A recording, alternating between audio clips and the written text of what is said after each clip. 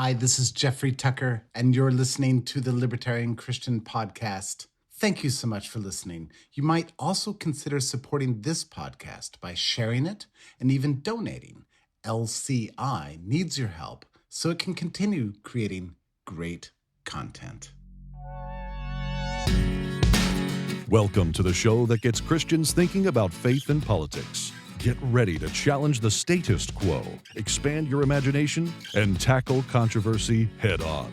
Let's stand together at the intersection of faith and freedom. It's time for the Libertarian Christian Podcast. Welcome to another episode of the Libertarian Christian Podcast, a project of the Libertarian Christian Institute. I'm Doug Stewart, and today we are going to talk about happiness and social capital. We have a guest with us, Jeremy Jackson.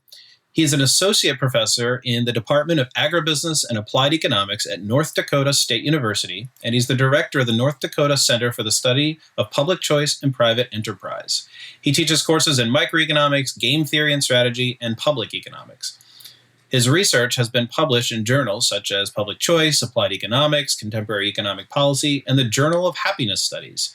Most recently, his research has come to focus on social impacts of economic freedom. Jeremy, thanks for joining us. Thank you for having me. So give us a little bit of your background. How did you get into economics? And then you can kind of lead that into how did you get into the happiness studies and social and studying social capital, the things that you're into? Sure. And you basically just gave me an invitation to tell my whole life story. Excellent. So I'll go back pretty far. I grew up in Oklahoma. And really, when I went away to college, I had a strong desire to get out of the state of Oklahoma and experience things new. I went to Baylor University, which is in Waco, Texas. And I actually went to Baylor thinking that I was going to study entrepreneurship. They had a very good, actually one of the first entrepreneurship programs at the university level. But I got there and, a lot of freshmen, as we all know, tend to wonder and think about life and what they want to do. I actually contemplated going to medical school for a very short period of time. My father was a physician, and I grew up telling myself that I would not be a physician. But for some reason, for that one semester in college, I thought I might actually do it. But chemistry just wasn't for me. And I had found my way into, of course, some business classes because of my interest in entrepreneurship, and I actually found that I hated almost every single one of my business classes, except for my economics classes. I really loved the economic way of thinking. I liked the systematic way that we talked about how people operate and the influence of people on the world around them and on policy issues. So I actually ended up changing majors to be an economics major, had to explain to my parents how this was going to affect my future career path, all those. How will you provide for your family if you just study numbers? Right. And then I had to do this again, actually, because I had to tell them, by the way, not only do I really want to study economics for my major, I think I'm going to go to graduate school. And so there was a bit of a hard sell. Although I told them, by the way, I think that I'm going to be able to get graduate school paid for. And they're like, good, because we're certainly not going to pay for you to get a graduate degree in economics. So I went and applied to a large number of schools. I was very lucky in that I was able to get into my school of top choice, which was Washington University in St. Louis. I actually went there thinking that I was going to study macroeconomics and that I was going to be God's gift to monetary policy. I thought that I would be able to change the world and make the world a better place through appropriate policies in the Federal Reserve System, etc. But I came to graduate school and found that, macroeconomics at the graduate level was nothing like what I had been taught at the undergraduate level. And in fact, I came to a bit of, I wouldn't call it an intellectual crisis, but kind of like an intellectual crisis, where I found there to be many competing macroeconomic theories that all seemed plausible and, in fact, all have supporting evidence, yet cannot possibly all be true necessarily and have very different policy implications. So this is, I actually came, and I still kind of make this as a little bit of a joke, but I now describe myself as a macroeconomic agnostic. I acknowledge that it exists, but I view it as unknowable. So in graduate school, I got into microeconomics, and I actually studied predominantly microeconomic theory, which means I did lots and lots of math. At Washington University in St. Louis, one of the traditions that they've been famous for is for the fields of, I can call it public choice or political economy, but also for new institutional economics. And those influences have been a big part of my own intellectual life and thinking about economics. My main fields are really in what I would call political economy and or public choice, which is really at the intersection of economics and political science. Right, yeah. And I apply mostly game theory, or I had applied mostly game theory. And actually, it's partly in my teaching of game theory where one of the predominant themes is how can these individuals in, I would say like a classic, we call this the prisoner's dilemma situation, where individuals have no incentive to cooperate with one another. You and your fellow captive, you're criminals. You just robbed a bank, but now you're both held captive by the police, and they're essentially putting you each in a separate room to talk to you and try to get you to confess and think on your partner in crime. You would like to both not confess, right? You're going to get the lightest jail sentence if neither of you confesses. But if you confess, you get to make a deal and get a lighter sentence. And the incentives of this prisoner's dilemma are such that it's actually in the individual interest of both players in this game to confess, even though they could be better off by not confessing. As in they could each they would both be better off if both did not confess. Correct. But the individual incentives of that scenario don't allow them to cooperate. So one of the major themes in my game theory class is how can people cooperate?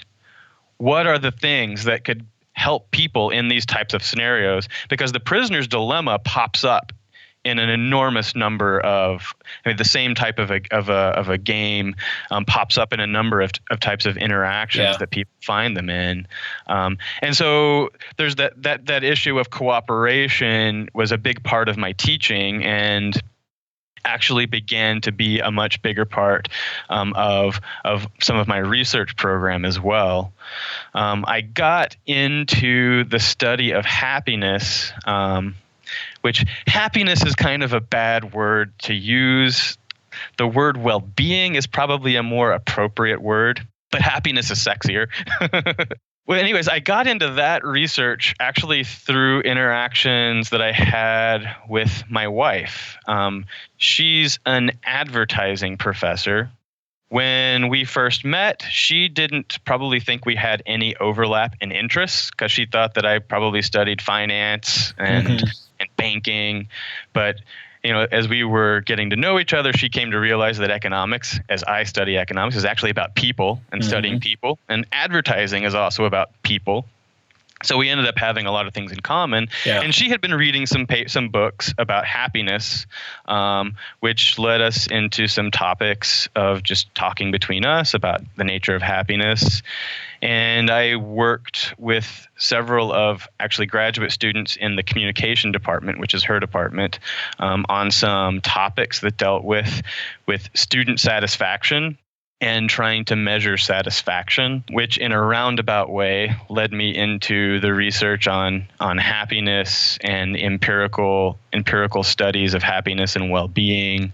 So it's kind of a roundabout way to get there. Art, I know that you know Dr. Art Carden. We we went to graduate school together. So we met, in 2001 as brand new PhD students at Washington University in St. Louis, and we've been friends since the beginning there. We both have some things in common in terms of a love for liberty, but we're also Christians. So we had a pretty strong bond. But we had always talked about wanting to do some research together. Yeah. And it never really came to fruition until we finally just sit down and say, hey, we really need to do something together. Let's look at a topic. And we, through some of my reading on well-being and whatnot, and Art had already done some research on social capital. Mm-hmm. And we both have an interest in institutions and thinking about institutions. We decided that we would write a paper that looked at economic freedom, which from our perspective is a measurement of institutions, looking at the impact of economic freedom on the production of social capital. Which social capital, and I think that's why these two topics of social capital and happiness are, both topics for this podcast. They're closely related. Yeah. But that's kind of how I came into both the social capital research and the happiness research. You said your wife introduced you to the happiness study, and you actually have that in your Free to Be Happy journal article essay. Yep. You have in the acknowledgments that, many thanks to Elizabeth Jackson for introducing me to the scientific study of happiness. And I actually wondered if that was some like romantic nod to your wife. But so that now that you said that, that doesn't seem to be the case, although maybe that's in your own special way it is. But did you incorporate something along these lines in your marriage proposal? Because it just sounds like there's just like so much inside stuff going on there. The marriage proposal was a very interesting thing in and of itself. This particular thing was not a part of it. But this is an interesting story. So this is a sidebar. Okay, cool. But we actually met, the two of us, at new faculty orientation at North Dakota State University. So we came here as single people. We met. We didn't start dating till much later. Well, I say much later. February, having met the previous August. We were engaged by late April, I want to say. Okay. So we had a very short courtship. The marriage proposal was mostly, so are you going to marry me or what? And then she was like, yeah. She just kind of said, okay. And, but the marriage bargain for us was actually more sports oriented. Her family has a history with the Green Bay Packers. Okay. So the official football team of our family is the Green Bay Packers, and the official baseball team of the family is the St. Louis Cardinals. All right. Okay, so there's some inside stuff going on there. So that's interesting. Yeah, no, I think getting to know the guest and hearing stories like that's really cool. So, so your wife led you into the scientific study of happiness, as in introducing that to you, because through an experience that she realized that economics was not just about studying math and doing research in the way that a lot of people, I think.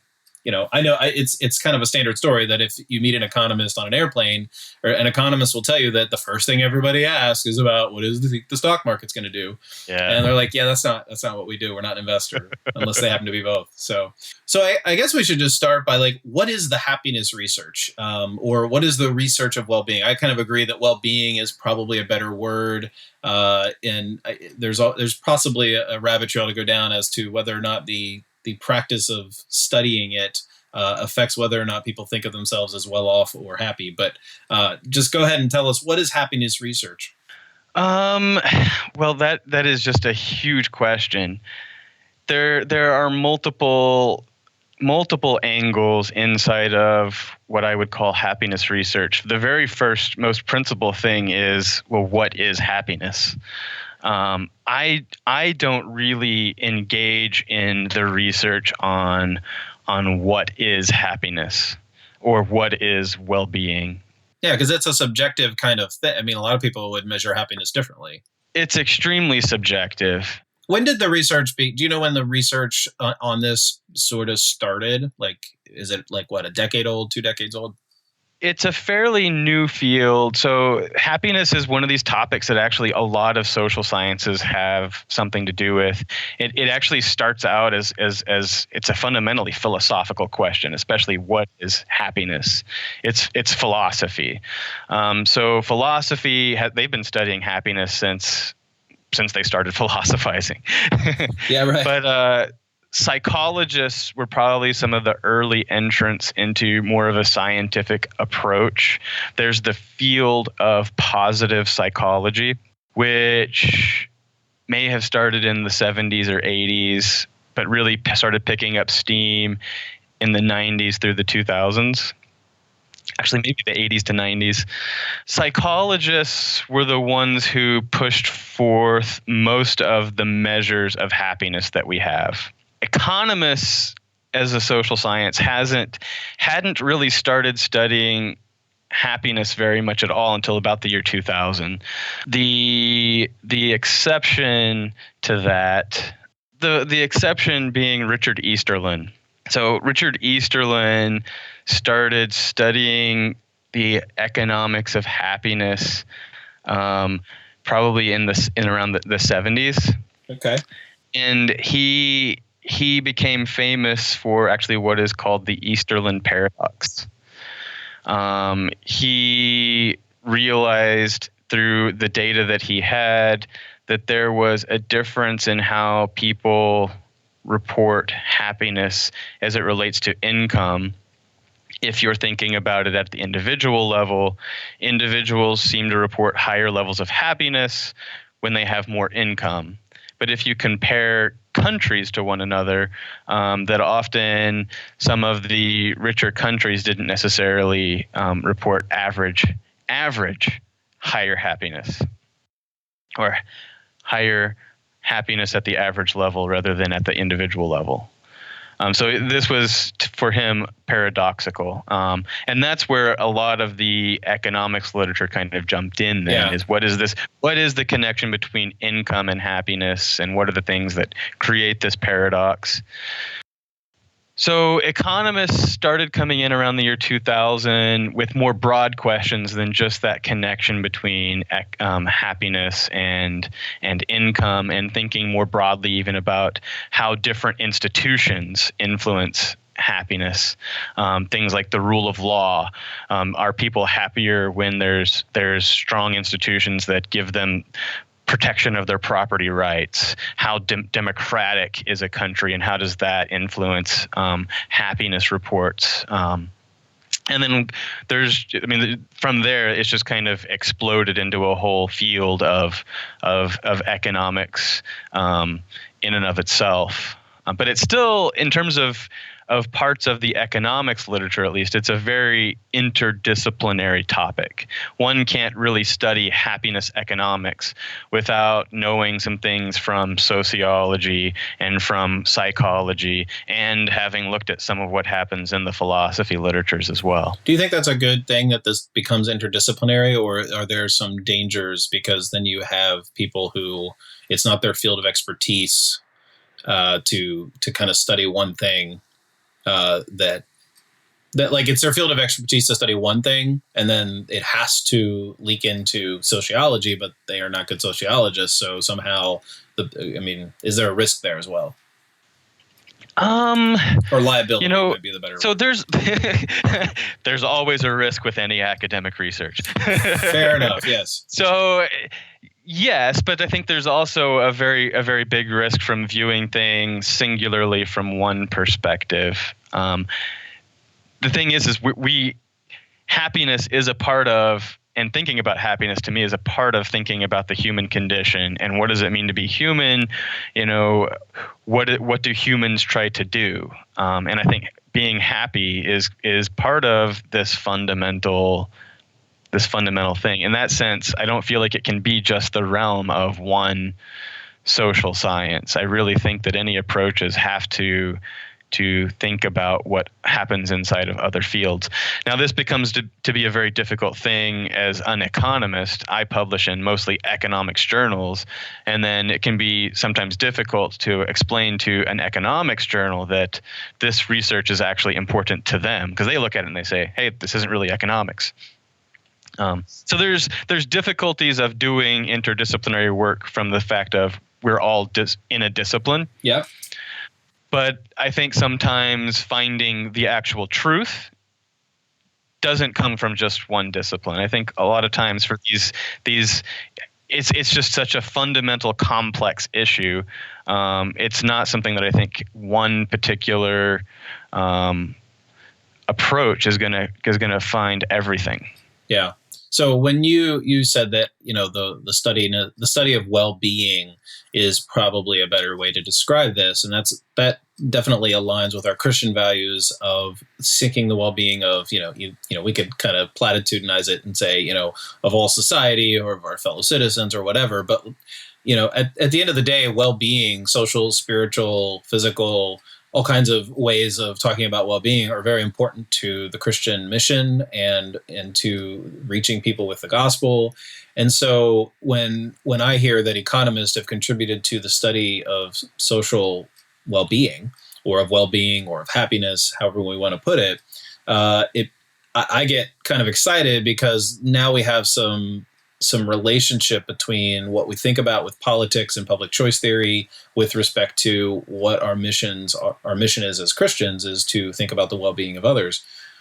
And that, of course, that's not all of our mission. I don't want to kind of allude to that, or I don't want to mislead there.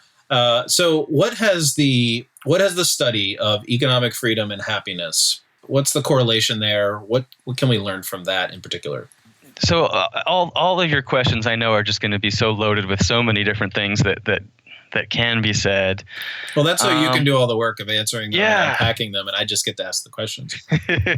That's why I'm on this side of the microphone. Yeah. So I'll kind of take quickly just a different aspect and say one of the issues with talking about happiness is definitional.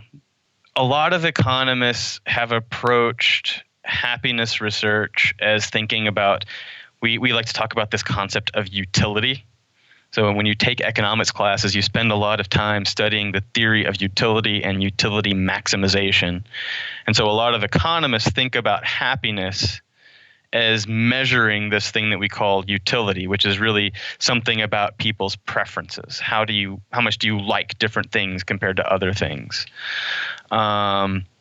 And that's somewhat consistent with what I would call a hedonic viewpoint of happiness and well-being, where we're measuring and just thinking about things from a term of pleasure versus pain aspect. I don't think that's a very good way to think about happiness and happiness research in general. That's why one of the reasons that I like that well-being definition better. I think about it particularly with the lens of subjective well-being, where we're really thinking more about an overall assessment of the quality of one's life. And that's inherently subjective. And I actually take the viewpoint more of thinking about happiness in the eudaimonic sense. So happiness studies, as I mentioned, has its roots in philosophy. So Aristotle talked a lot about the concept of eudaimonia, which is hard to translate.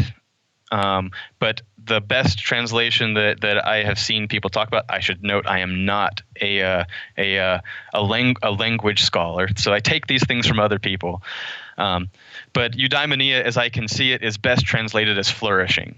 So the concept of flourishing. I think that's probably the common accepted, here's the best we got. Yes. And it's the nice thing about eudaimonia is that I do think that it translates well to how we as Christians would probably think about well-being.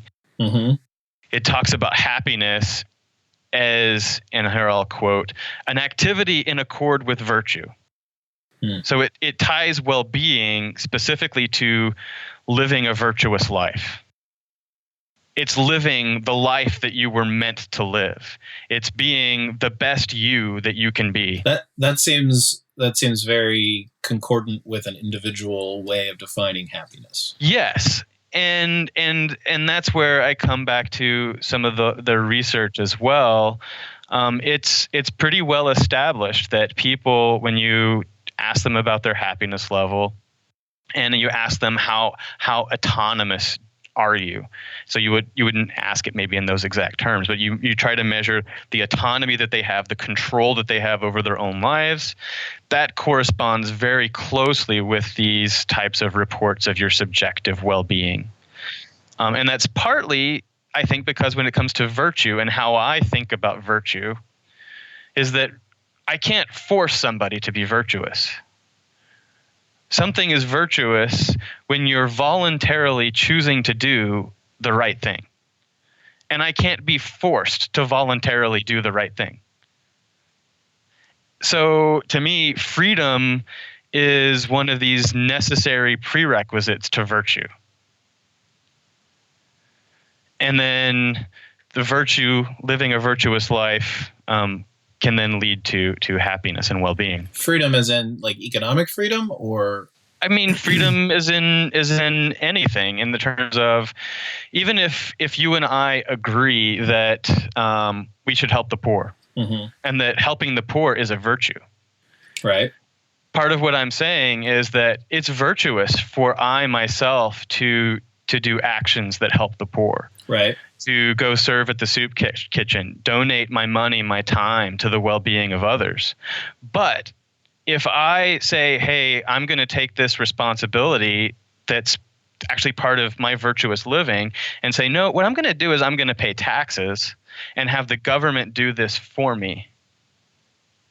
And actually, I'm going to force other people to pay taxes so that they can also participate in these good things. Okay, so virtue requires the freedom to choose whether or not you are being virtuous. Correct. Okay. It doesn't mean that the thing that we're doing isn't good, but it's not a virtuous act to me, and there will be people who disagree, right? Okay, I just wanted to make sure, because the way that you said it was like, because we both know that a person can choose to be virtuous under tyrannical conditions. Correct. Yeah. In the traditional sense of virtue, there's nothing inherently virtuous about the fact that you do pay taxes that do go to benefit somebody who's poor. Because, I mean, I think we both pay taxes, and we know that there's a portion of that that goes to benefit people who are in need, but that doesn't make us virtuous. Correct. Right. I would say that it's not going to be a virtuous act unless it's truly a voluntary act that I'm not being forced into, and that I need to be an active participant in that choice and decision. Yeah. Okay. So that's not really news. No. That's not a news flash here. Of course, we kind of know this. Has this way? we need other people to recognize this. So anyway, what else has the research? The economists' research in this field given us? Sure. So, I've done some research on, especially focusing on economic freedom. Economic freedom really gets at the fundamental, actually, of what we're talking about. You and I have resources. We own property. We own, our fundamental property that we own is ourselves. At least from a legal standpoint in the state, different theological view of ownership. But in terms of the state, we own ourselves. We own our money. There's a question of how much right do we have to use our resources as we see fit? And economic freedom measures are trying to essentially measure that issue. To what degree do people living under a certain set of institutions have the ability and the right to use their own resources as they see fit?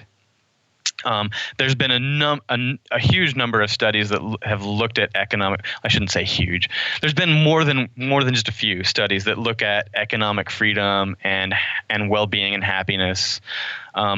The vast majority find that there are positive relationships between economic freedom and happiness. Most of these studies are done at the national level, comparing average national happiness from one country to the next. and likely over time. My own research has been a little bit different in that my research has focused on the United States, and it hasn't necessarily just focused on taking averages and comparing average amounts of happiness. It's also looked at the effect of economic freedom on individual reports of happiness. And that's an important distinction because we've talked a little bit about some of the drawbacks to some happiness research. And it turns out that when we start aggregating happiness, taking this average, that's when a lot of the problems that are associated with this research really pop in the most, is thinking about these averages. How do you really take an average of happiness across different people who are thinking about the whole concept of happiness subjectively in different ways? But at an individual level, we can just accept that people are individually and subjectively evaluating their own happiness. But my research has also supported this case that economic freedom seems to be associated with increased levels of happiness. And actually, through some fancy econometric techniques, we were somewhat able to arrive at a causal relationship. But that may or may not mean much to anybody else. So I did have this question when you were talking about your story of becoming, doing economics and doing lots of math. When somebody says fancy econometric techniques, like, I don't actually personally know what that looks like. So in my mind, does this look like Good Will Hunting, writing on clear glass or on chalkboards, discussing with other people who are as smart as you formulas? Or like when you say you're doing math and calculation, like what does this research actually look like? Hey folks, if you love listening to our podcast, you may want to check out our monthly webinars. Every month we have a different speaker take a deeper dive into topics relevant to libertarian Christians. If you've missed some of our webinars so far, well, don't worry, you can still download them. Visit our website at libertarianchristians.com/events. And now let's get back to the show. So fancy econometrics means it's statistical methods, but they're, one of the issues that economists have thought a lot about is this difference between correlation and causation. Right. Just because two data points are correlated doesn't really mean that one causes the other. Right. And so when I say there's fancy math or fancy econometrics, the computer's doing all of the math. Okay, so when you say the computer, I mean it's statistics. Right, like it's an app. Well, I say application program on a computer that you type in data. Yes. And you get the data. You type in data and then you type in code and then the computer executes. Based upon the data and the code, it gives you the output. But it's a question of making sure that you follow the correct procedures, make the right calculations for the data. Okay. And people sort of cross-check this. Is this why, like, when people do peer review or other people try to replicate the test, this is when they call foul sometimes? It's what it's all about. Yes. Yeah. When you publish papers, especially econometric analyses, there'll be a whole host. They want me to prove to them that I have done the correct econometric tests, that things are specified in the correct way. Right. And that's all a part of the peer review process. Yeah. Okay. Because when I think do the math, I don't know if you saw The Office, but like Michael Scott telling his accountant to crunch the numbers again. He's like, it's math on a spreadsheet. He's like, just crunch it. And he just hits return. Yep. Same result.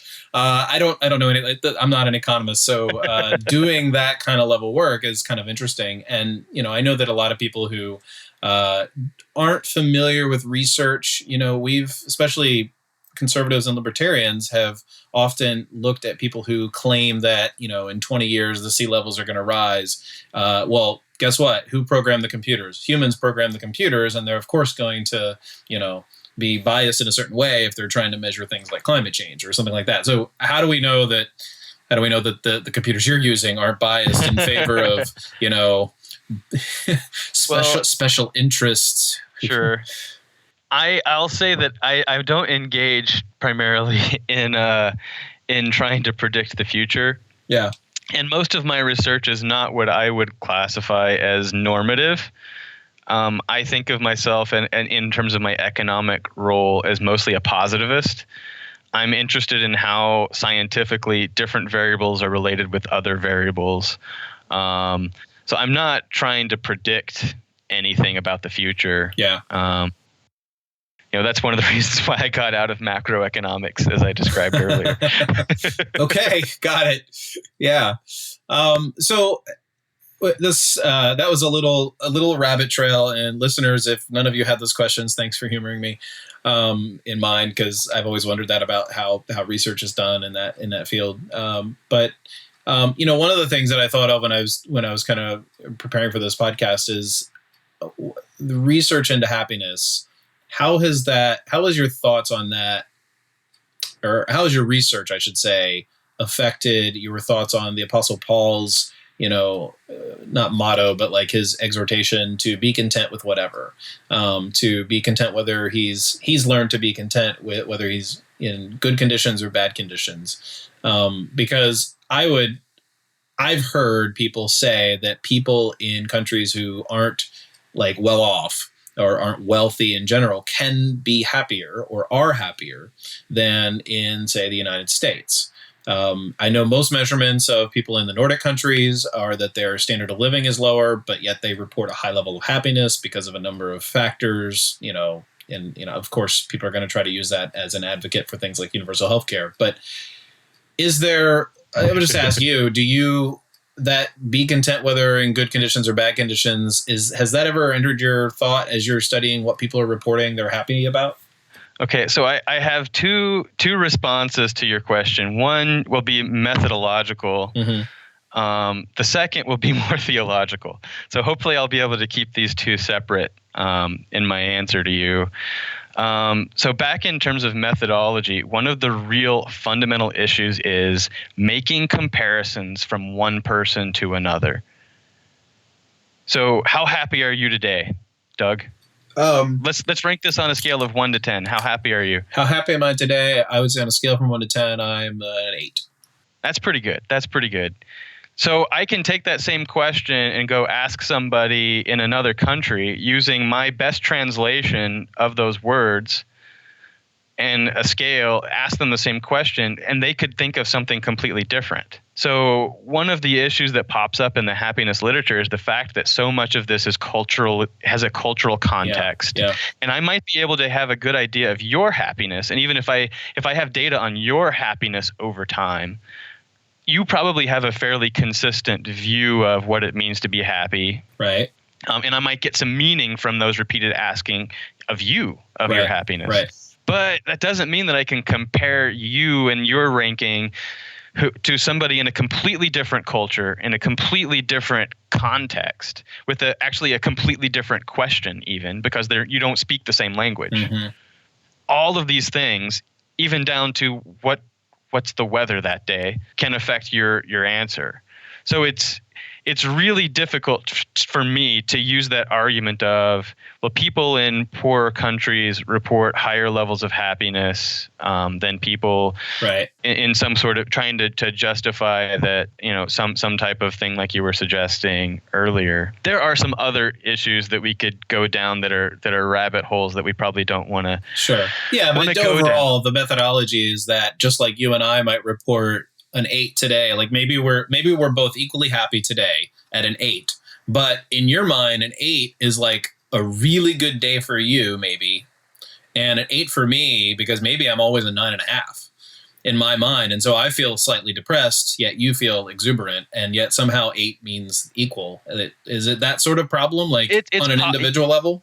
That's part of it. There's also this issue of it's come to be pretty widely accepted that most people have kind of a set point level of happiness. Yeah. And in fact, a lot of your happiness empirically is determined by a whole host of factors that might not be under your control. So we could go into things like personality measures. Yeah, right.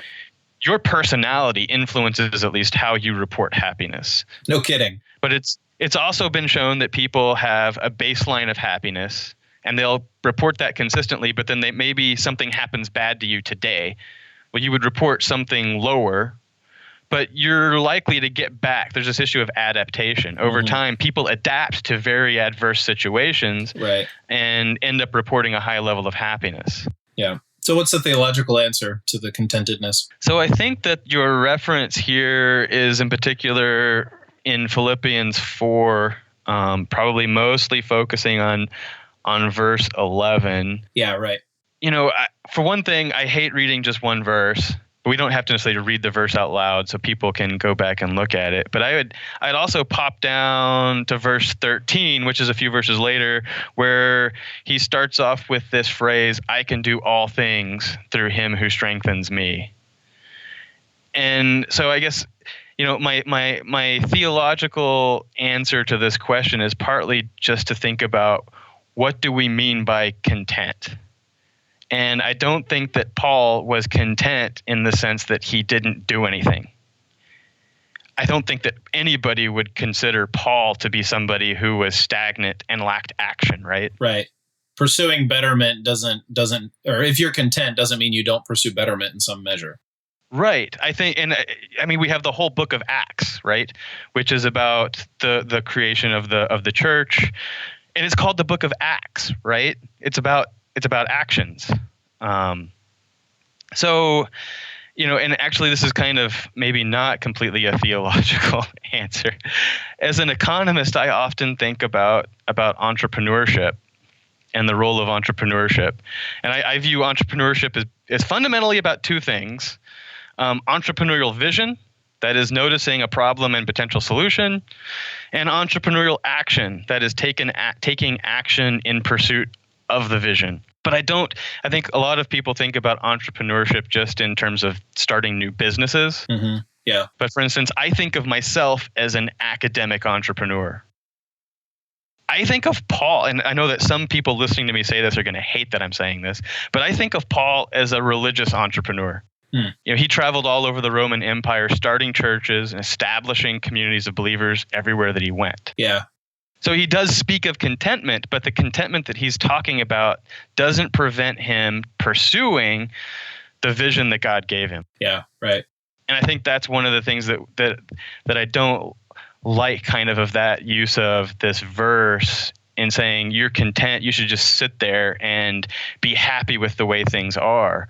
And I don't think that could possibly be a good interpretation of what Paul has to be saying here. I really think in the context of the Philippians in particular, he's actually in prison, and he's really writing this letter to thank the church of Philippi for having such a concern for him. And he's then exhorting them for thank you for being so concerned about me. But hey, by the way, I don't really need anything from you right now. So I think that's really what he's saying. I'm content. I know where my happiness and my joy comes from.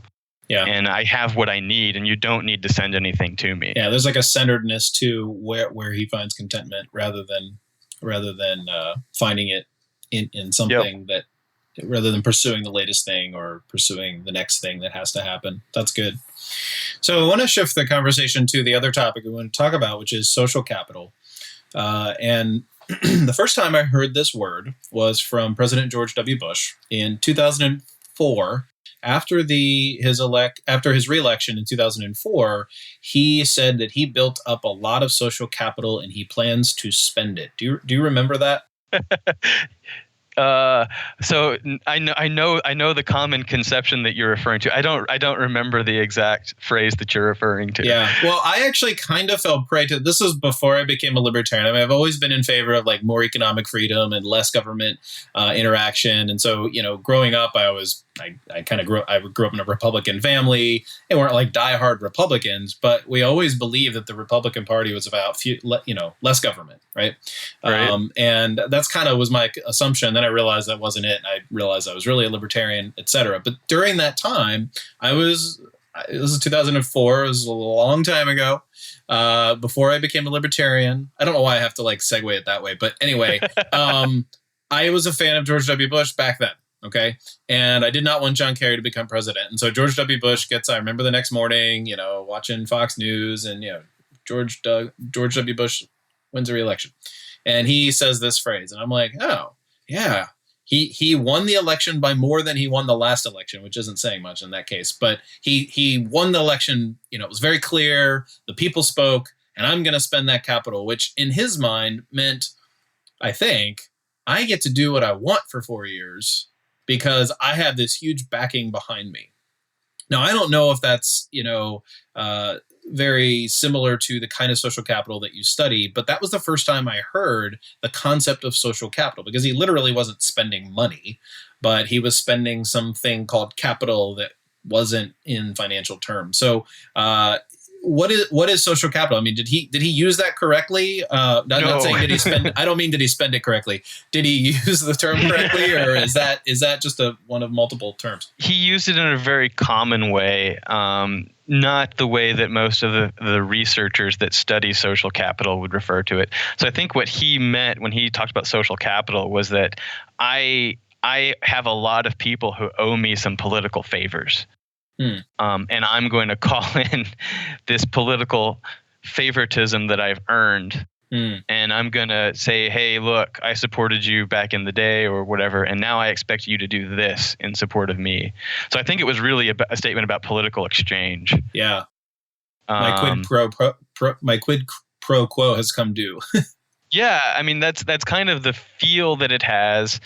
There is an aspect that I think that he's referring to that is perhaps somewhat consistent, in that in some way he could be saying, look, I've worked hard. I think he did say that. Works weekends, right? Yeah, right.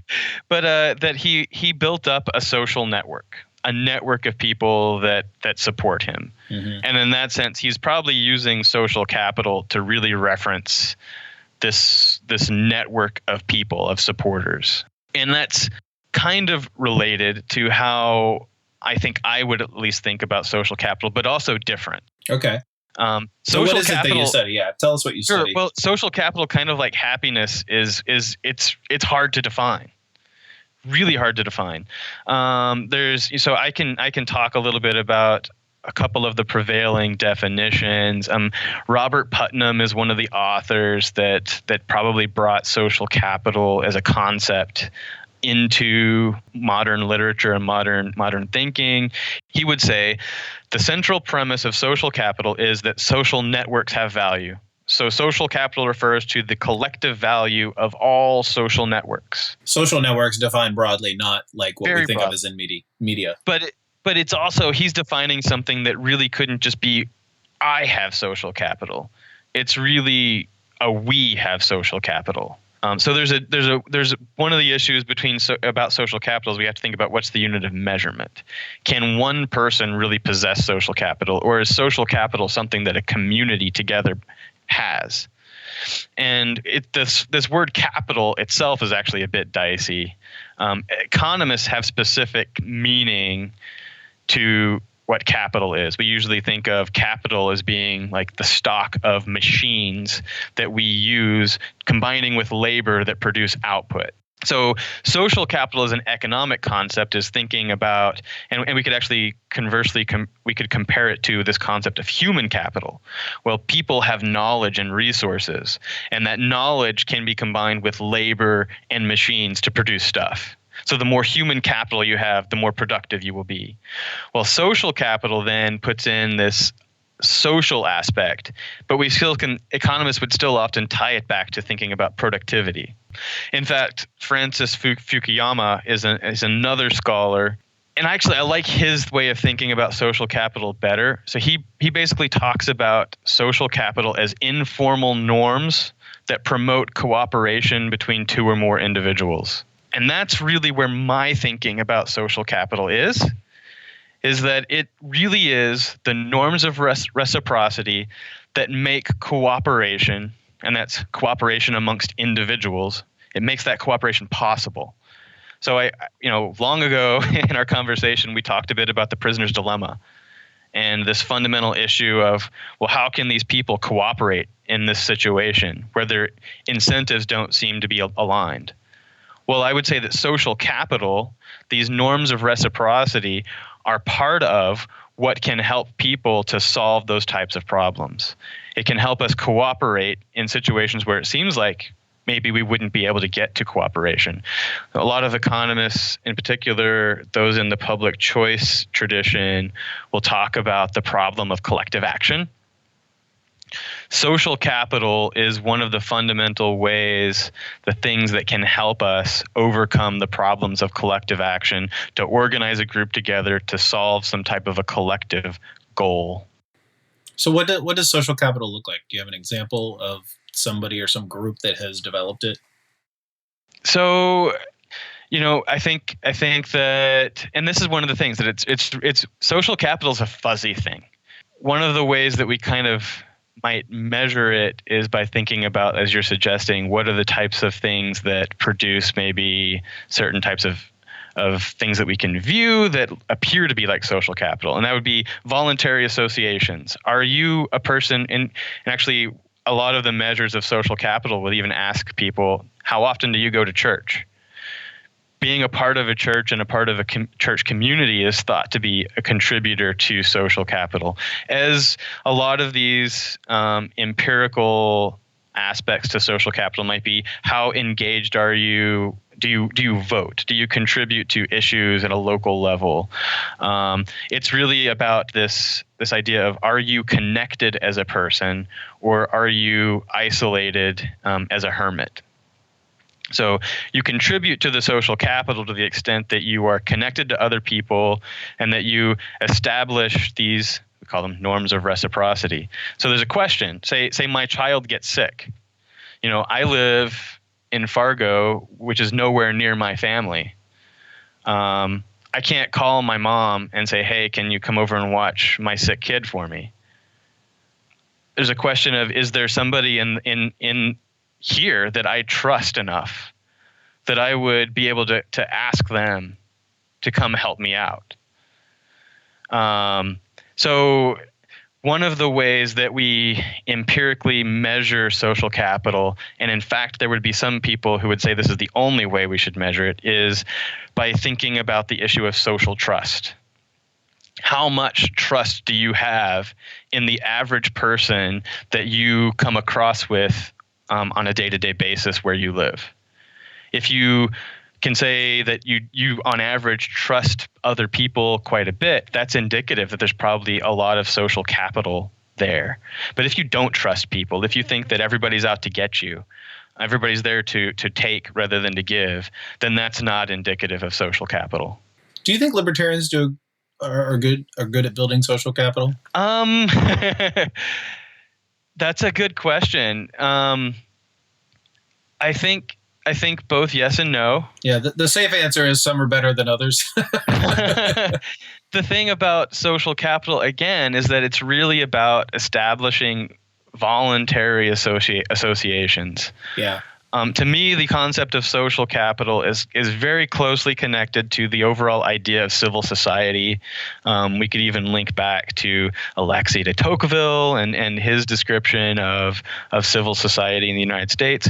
But it's primarily about finding voluntary solutions to what maybe we would define as collective problems. But I focus on the voluntary aspect. To the extent that we're thinking about voluntary solutions, of course, that's extremely libertarian. Right.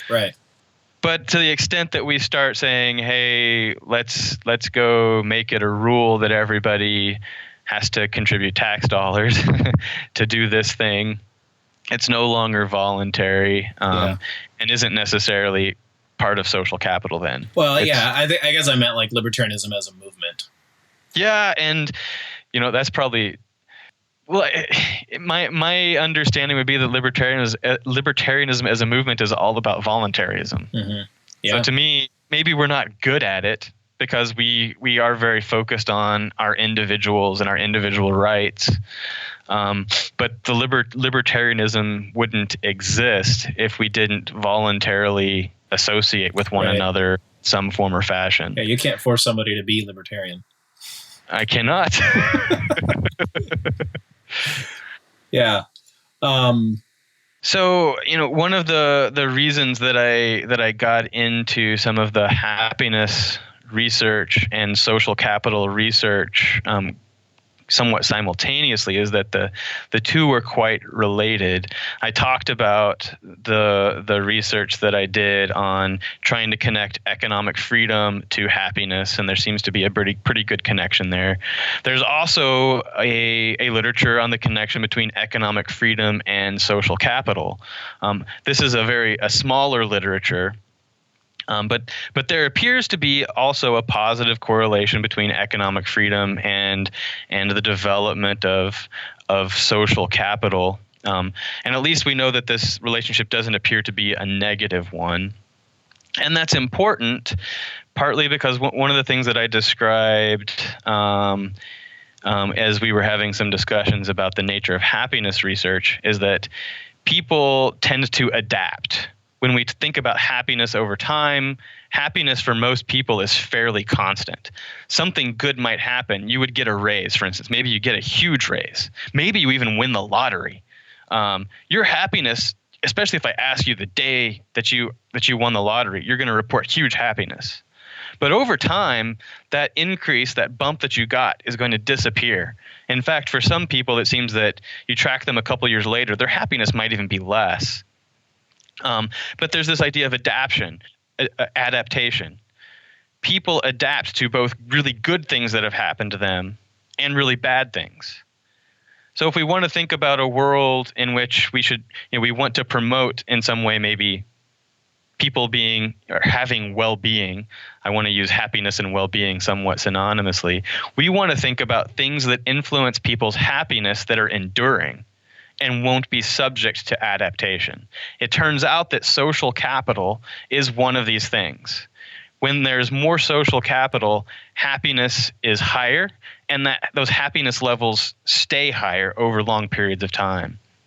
So promoting things that can create social capital can actually lead to higher happiness over the long run. Of course, I just opened the door for lots of questions about how does one create social capital. Yeah, and that's probably a whole nother podcast in and of itself with basically no answer.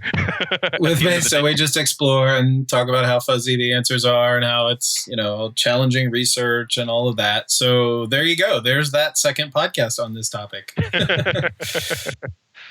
Yeah, you're right. We are limited on time here, and we could go on forever or just start recording a new episode or whatever. But I think connecting these two is a good way to kind of end on this. So we'll leave it at that. How can people reach you if they want to reach out to you or read some of the papers that you've written? Yeah, I have an email address. So my email address is jeremy.jackson@ndsu.edu. The center that I direct, the Center for the Study of Public Choice and Private Enterprise, also has a website where we post blogs. Many of those blogs have been written by myself, but also it connects you to some of the other things that the center does, and my bio is there. That website is www.ndsu.edu/centers/PCPE. All right. I'll put that on the show notes page on our website as well. Jeremy, thanks for joining us and giving us your background story and how you got into economics and how you became interested in these topics of happiness and social capital.